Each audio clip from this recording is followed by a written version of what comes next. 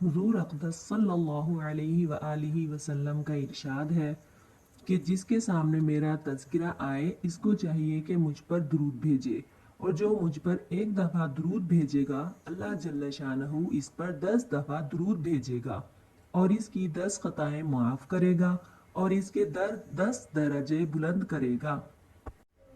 और एक रिवायत में है कि जो मुझ पर एक दफ़ा दुरूद भेजता है अल्लाह ताला इस पर 10 दफ़ा दुरूद भेजता है, और जो मुझ पर 10 दफ़ा दुरूद भेजता है अल्लाह जल्ल शानहू इस पर 100 मरतबा दुरूद भेजता है, और जो मुझ पर 100 दफ़ा दुरूद भेजता है अल्लाह जल्ल शानहू इसकी पेशानी पर बराअतुम मिनन निफाक़ी व बराअतुम मिनन नार लिख देते हैं, यानी ये शख्स नफाक से भी बरी है और जहन्नम से भी बरी है, और क़यामत के दिन शहीदों के साथ इसका हशर फरमाएंगे।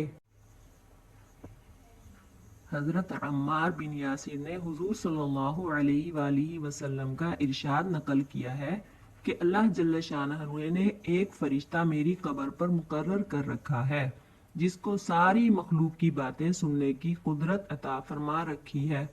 बस जो शख्स भी मुझ पर क़यामत तक दुरूद भेजता रहेगा वो फरिश्ता मुझको इसका और इसके बाप का नाम लेकर दुरूद पहुंचाता है कि फलां शख्स जो फलां का बेटा है इसने आप पर दुरूद भेजा है।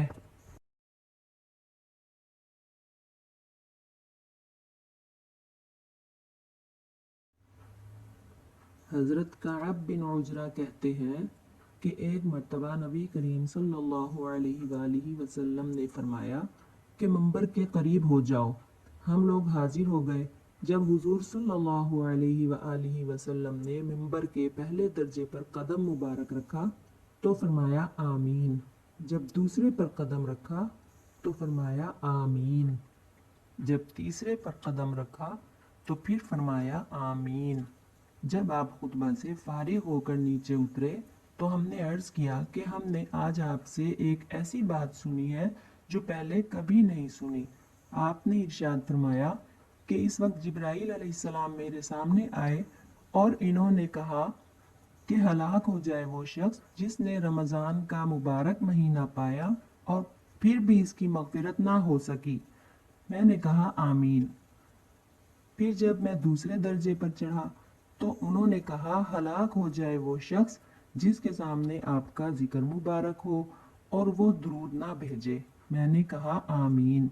जब मैं तीसरे दर्जे पर चढ़ा तो उन्होंने कहा हलाक हो जाए वो शख्स जिसके सामने इसके वालिदैन या इनमें से कोई एक बूढ़ा हो जाए और वो इसको जन्नत में दाखिल ना करवाएं। मैंने कहा आमीन।